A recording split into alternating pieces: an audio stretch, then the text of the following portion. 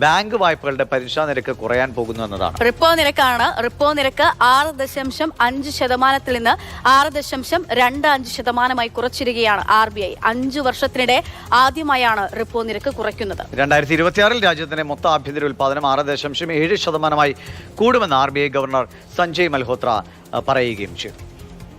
The MPC decided unanimously to reduce the policy rate by 25 basis points from 6.5% to 6.25%. Vasant വിവരങ്ങളുമായിട്ട് Vasant, ആദായ നികുതിയുടെ ആ ഒരു പരിധിയുടെ സന്തോഷത്തിലാണ് സാധാരണക്കാരായ ആളുകളൊക്കെ. അതിനിടയിലാണ് നമ്മുടെ വാഹന അല്ലെങ്കിൽ ഹൗസിംഗ് ലോണിനൊക്കെ കാര്യമായ ഒരു ഇളവ് സംഭവിക്കുമെന്ന് ഏകദേശം മാറ്റം ഉണ്ടാകുമോ എന്നുള്ള പ്രതീക്ഷ ഒരിക്കലും ഉണ്ടാകാറില്ല. അതിനുശേഷമാണ് 5 വർഷത്തിനിപ്പുറത്തേക്ക് ഒരു കുറവ് സംഭവിക്കുകയും ചെയ്യുന്നത്. എത്ര കുറവൊക്കെ പ്രതീക്ഷിക്കാം?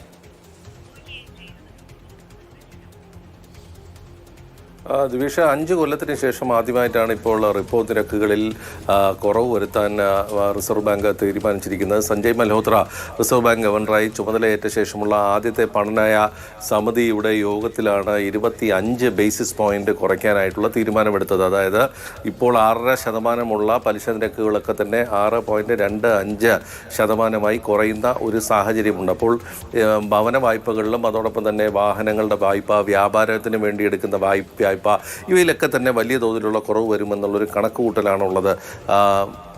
ഭവന വായ്പയിൽ തന്നെ ഏകദേശം 1.8% വരെ ഈ ഫ്ലോട്ടിംഗ് റേറ്റുകളിൽ വ്യത്യാസം വരുമെന്നുള്ളൊരു സൂചനയുണ്ട്. അതായത് ഒരു വളരെ റഫായിട്ടുള്ളൊരു കണക്കുകൂട്ടലാണെങ്കിൽ തന്നെ 30 ലക്ഷം രൂപയ്ക്കുള്ള 20 കൊല്ലത്തേക്കുള്ള ഒരു ഫ്ലോട്ടിംഗ് റേറ്റുള്ള ഒരു ഭവന വായ്പയ്ക്ക് അതിൻ്റെ മാസ തിരിച്ചടവ് അല്ലെങ്കിൽ EMI എന്ന് പറയുന്നത് ഏകദേശം 1.78% വരെ കുറയുമെന്നുള്ളൊരു കണക്കുകൂട്ടലാണ് ഇപ്പോഴുള്ളത്. അതുപോലെ തന്നെ സമാനമായ സാഹചര്യം വാഹന വായ്പകളിലുമൊക്കെ തന്നെ ഉണ്ടാവും.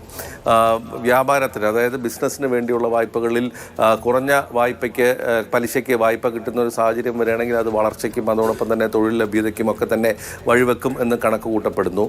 നാണ്യപ്പെരുപ്പം 4.2% ഇപ്പോൾ നിജപ്പെടുത്തിയിരിക്കുന്നത്. അതായത് 2026 നാണ്യപ്പെരുപ്പം 4.2 ആയിരിക്കും. നടപ്പ് സാമ്പത്തിക വർഷം 4.8 ആയിരിക്കും എന്നുള്ളൊരു വിലയിരുത്തലാണുള്ളത്. അതോടൊപ്പം തന്നെ രാജ്യത്തിൻ്റെ സാമ്പത്തിക വളർച്ച 6.7% ആയിരിക്കും 2026 എന്നാണ് ഇപ്പോൾ റിസർവ് ബാങ്ക് വിലയിരുത്തിയിട്ടുള്ളത്. അപ്പോൾ വലിയ തോതിലുള്ള ഒരു സാമ്പത്തിക സ്ഥിരത ഉറപ്പാക്കിക്കൊണ്ട് വളർച്ച എന്നുള്ളൊരു ലക്ഷ്യമാണ് റിസർവ് ബാങ്ക് ഈ പലിശ കുറയ്ക്കുന്നതിലൂടെ ലക്ഷ്യമിടുന്നത്. മാത്രമല്ല നിരക്കുകൾ മാറ്റമില്ലാതെ തുടരുന്നിടത്തുനിന്നാണ് ഒരു മാറ്റം ഉണ്ടാവുന്നത്. അത് വലിയ ആശ്വാസവുമാണ്.